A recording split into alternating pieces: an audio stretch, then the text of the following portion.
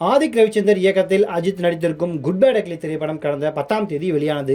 பெரிய எதிர்பார்ப்புடன் படம் வெளியானாலும் அஜித் ரசிகர்களிடம் மட்டும்தான் பலத்த வரவேற்பை பெற்றிருக்கிறது. மற்றவர்களிடம் பெரிய ரெஸ்பான்ஸ் எதுவும் இல்லை. முக்கியமாக படத்தில் கதை என்று புதிதாக ஒன்றுமே இல்லை என அவர்கள் விமர்சனத்தையும் முன்வைக்கிறார்கள். இப்படிப்பட்ட சூழலில் படம் ரிலீஸ் ஆகி 3வது நாளான நேற்றைய வசூல் நிலவரம் குறித்த தகவல் வெளியாகி இருக்கிறது. ஆதிக் ரவிச்சந்தர் இயக்கத்தில் குட் பேட் அக்லி திரைப்படத்தில் நடிப்பதற்கு கமிட் ஆனார் அஜித்குமார். இளம் இயக்குனருடன் அஜித்குமார் இணைந்திருந்ததால் இந்த படத்தின் மீது எதிர்பார்ப்பு எகிரி இருந்தது. அது மட்டுமின்றி ஆதிக்கும் வெறித்தனமான அஜித் ரசிகர் என்பதால் கண்டிப்பாக ஃபேன்பாய் சம்பவமாகத்தான் இருக்கும் என்று பலரும் எண்ணினார்கள்.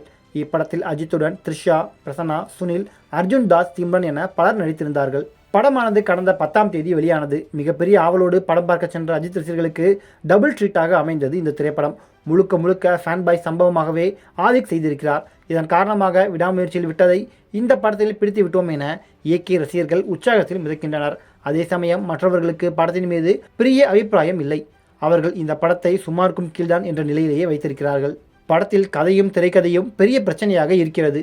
முக்கியமாக அறத பழசான கதையையும் திரைக்கதையும் அஜித்தின் பழைய படங்களின் ரெஃபரன்ஸ்களையும் வைத்தே ஒப்பைத்தி பார்த்திருக்கிறார் என்று ஓப்பனாகவே ரசிகர்கள் அடிக்க ஆரம்பித்திருக்கிறார்கள்.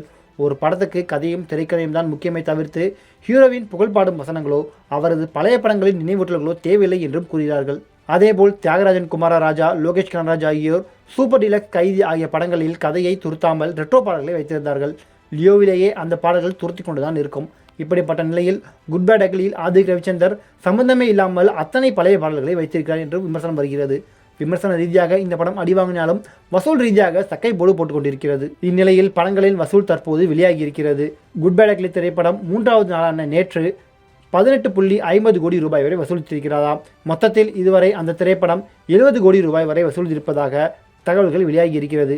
இருப்பினும் படக்குழுவிடமிருந்து அதிகாரப்பூர்வ தகவல் இதுவரை வரவில்லை. படம் வெளியான முதல் நாள் மட்டும் தமிழ்நாட்டில் 30.9 கோடி வசூல் செய்திருப்பதாக மைத்ரி மூவி மேக்கர்ஸ் நிறுவனம் அதிகாரப்பூர்வமாக அறிவித்திருந்தது குறிப்பிடத்தக்கது.